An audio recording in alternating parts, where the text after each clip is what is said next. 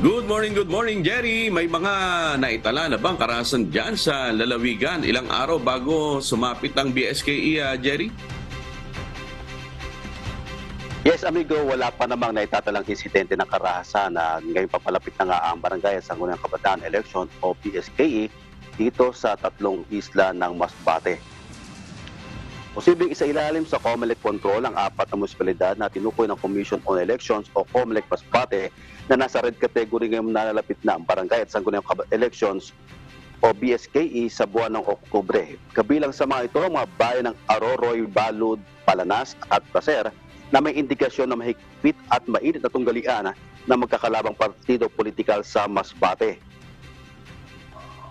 There's always a possibility na kung magkakaroon ng gulo, kung malugo, kung lumasan, definitely we will recommend for the placing of such municipality under COMELEC. Amigo, ayon pa kay Provincial Election Officer Attorney Alberto Cañares III, hindi lamang ang presensya ng private armed groups ang tinitingnan ng komisyon, kundi maging ang mga patrons o yung mga namumuno sa partido politikal sa isla. Well, andyan yung history of political violence and gusto ko tinututukan natin yung intense political rivalry. Ito yung mga sabihin natin na talagang medyo mainit yung laban dahil hindi lang po ang involved dito ay hindi lang yung mga kandidato sa barangay, kundi alam niyo naman po meron yung silang mga political patrons, yung mga nasa likod malalaking tao. At bago pa dumating ang araw ng halalan, posible pa matagdagan ng mga lugar na may pasailalim sa red category batay sa ginagawang assessment ng COMELEC. May isa ring tumatakbo sa pagkakapitan na humingi ng seguridad sa Philippine National Police dahil may banta o threat na natanggap matapos na magsumiti ito ng Certificate of Candidacy noong nakaraang linggo.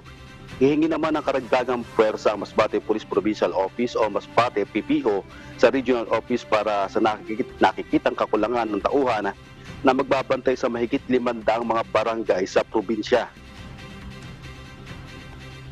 So far po, kulang po tayo sa personnel. So, mamaya po may conference po kami regarding po sa deployment ng personnel. So, i-ano natin kung ilan pa ba ang i-request natin sa higher headquarters para mapunuan yung kakulangan para na sa i-deploy natin sa mga barangay. Amigo, paplansyahin pa ng Masbate PPO ang gagawing deployment ng kalamatauhan para magkaroon ng tag-2 pulis kada presinto sa mga barangay. Simula po nung August 28, nag-conduct na po kita ni simultaneous COMELEC checkpoint. Then, so ngayon po, meron tayong dalawa ng napailan po ng violation of RA 10591 in relation to COMELEC gun ban. So meron na po tayong dalawang nakasuhan yan. And ngayon po, kami nung may big event kami pong gagawin sa September 23, yung conduct din ng simultaneous pedal para sa ligtas at mapayapang BSKE 2023 and yung Unity Walk, Interfaith Rally, and Peace Covenant Signing.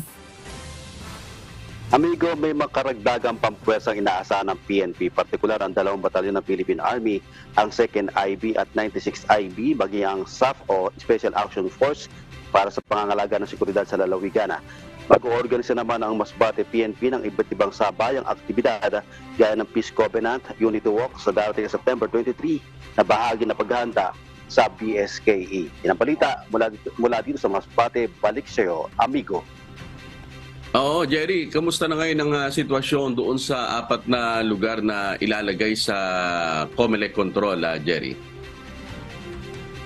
Sa ngayon naman, amigo, ay wala pa namang naiulat na kaguluhan doon sa apat na binanggit na mga bayan, yung Aroroy, Balud, Palanas at Placer.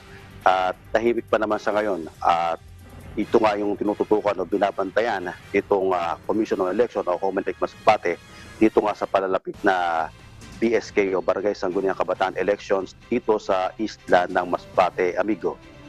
Oo, at Kailan na inaasang darating yung augmentation ng mga otoridad diyan sa Masbate, Jerry? Amigo, yan yung aalamin natin sa Masbate Police Provincial Office kung ilan yung karagdagan o kailan darating itong karagdagang police, PNP personnel na magagaling doon sa regional office doon sa Camp Ola sa Legazpi City. At yan ang ating makipag-ugnayan tayo sa PNP para malaman natin kung ilan yan na puwersa na dadagdag dito sa Masbate, amigo. Alright, maraming salamat. Jerry Galicia, nag-uulat ng live mula sa Masbate City.